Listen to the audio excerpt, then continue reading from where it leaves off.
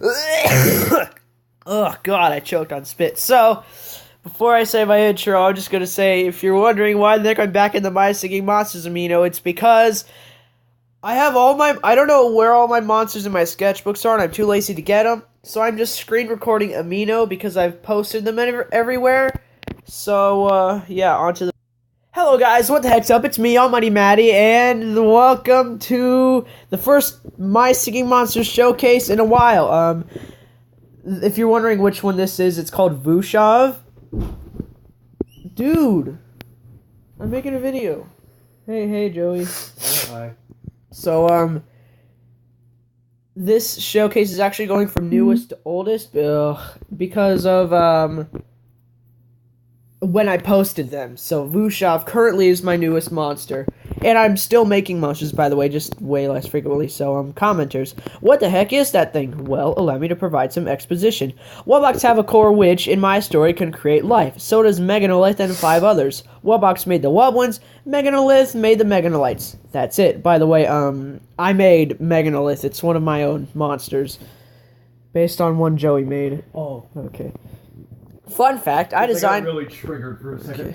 Fun fact, I designed this monster without a specific instrument in mind. After I finished the sketch of Whoosh-av, that's the pronunciation in case you couldn't tell, I thought an organ would suit him pretty well. But I don't think organs are very unique anymore because every monster I see plays an organ. So I decided to do something unique. I made Whoosh-av an accordion monster! Bio.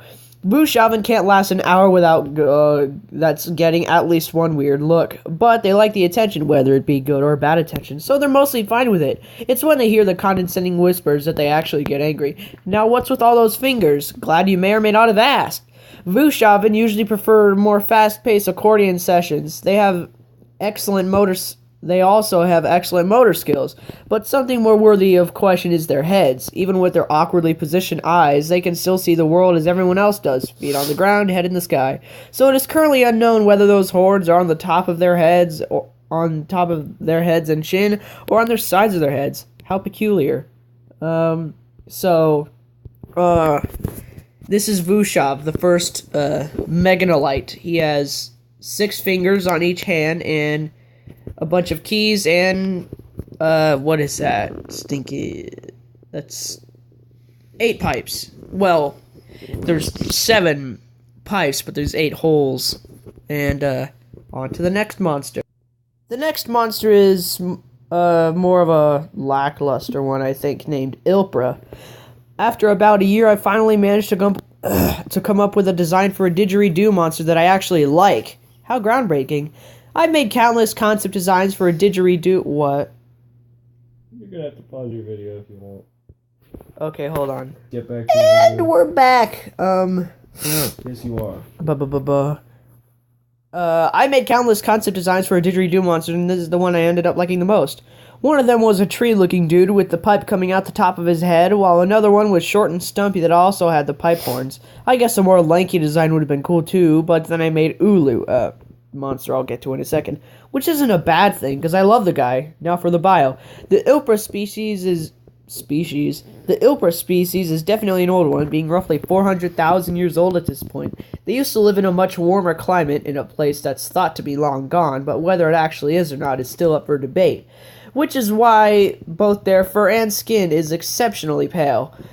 Due to being one of the oldest kinds of monsters that hasn't gone extinct yet, some Ilprin have grown a bit of an ego, but they're observant enough to know how to balance out their blatant egotism with their conservative mindsets. Next monster. Okay, so this is the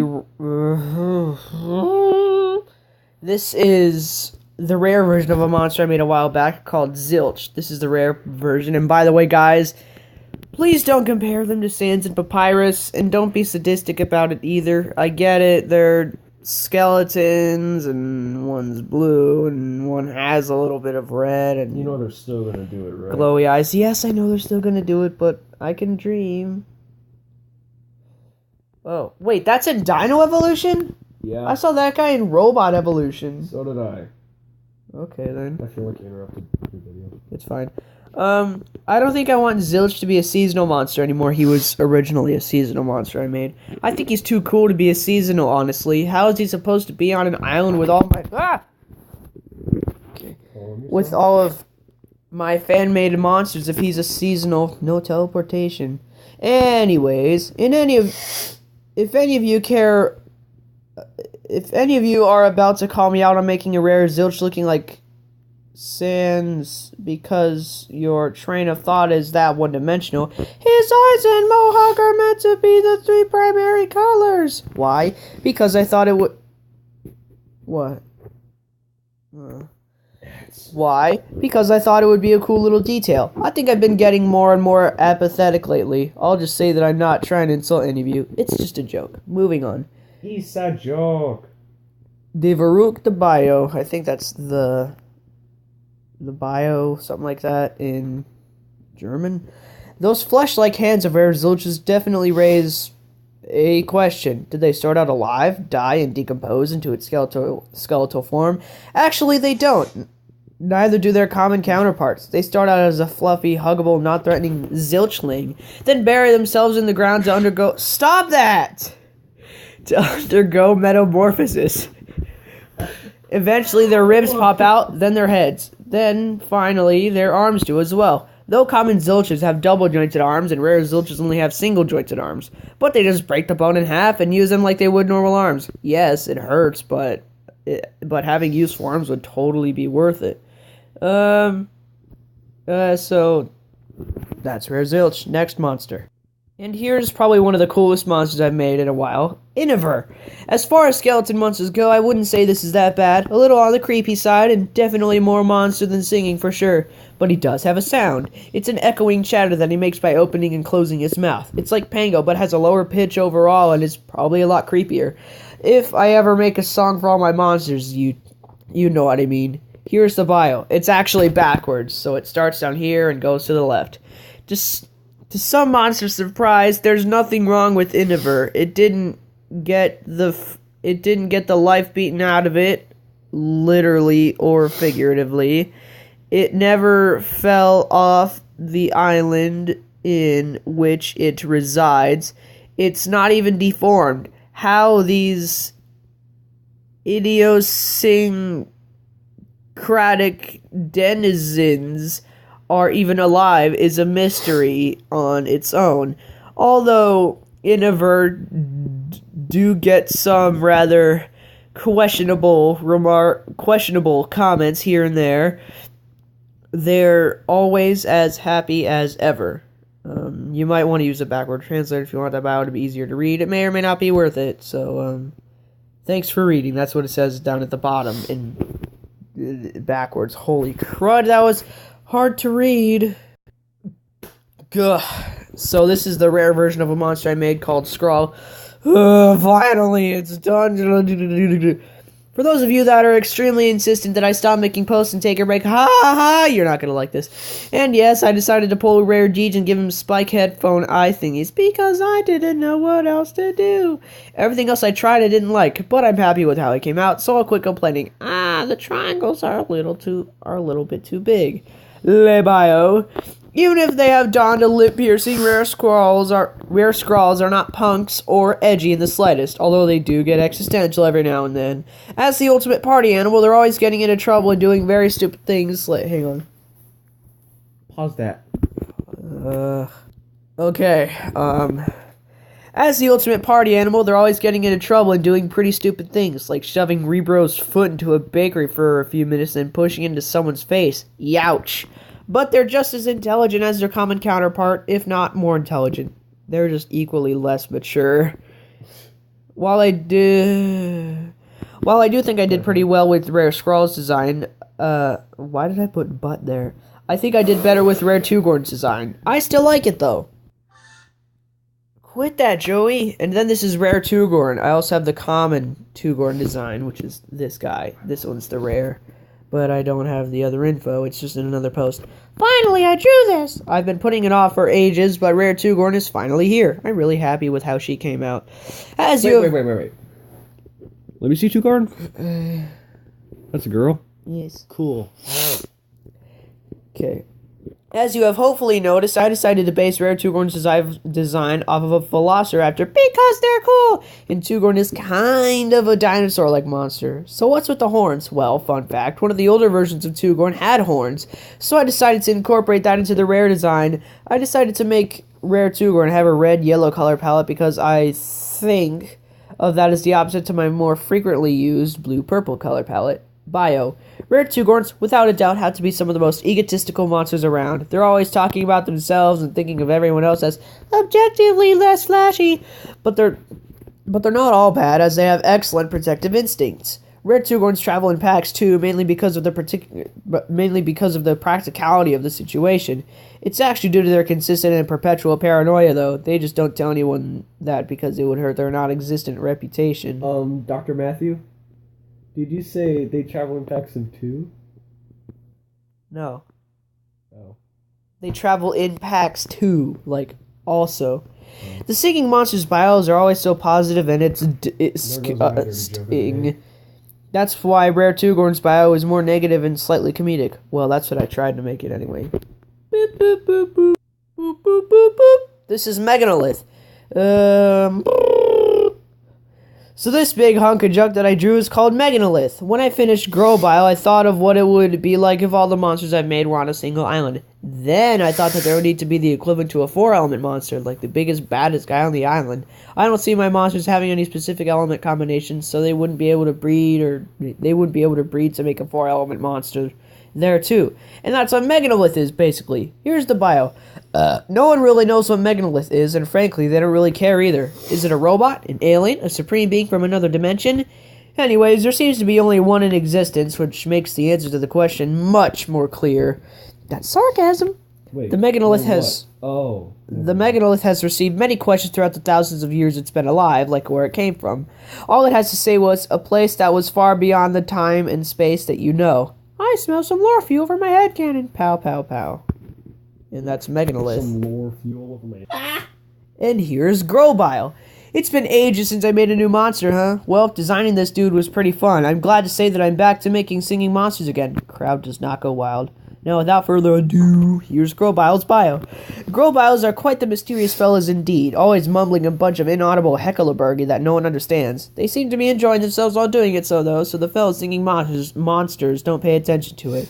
Grovyles don't appear to speak in any consistent language either, but other monsters of the same species seem to understand it. Maybe it's a long-lost language from the cosmos, or maybe it's just a bunch of baloney, who knows? One thing can be assured, however, that one thing being that the other monsters don't. Which means they don't know what the heck the Grovyles say. I imagine that Grovyle would obviously be a singer. He would sing a low-pitched, raspy, mumbling sound that goes with the chorus. He wouldn't be that loud, though. So... This is Grovyle! What's your question, Joseph? The imposter in Dinosaur Evolution is dragons. That's cute. Yeah. Oh, wait, is it? Okay. And here is Zilch. Okay. I included that little doodle of his mouth open so y'all can understand how it works in junk. Now for the bio. Even without one, a Zilch certainly has a heart of gold, always willing to help those in need and do the right thing. Well, what they think is the right thing anyway. On occasion, they can seem both literally and figuratively heartless, mainly due to their love for pranks, sarcasm, and insensitive snarkiness.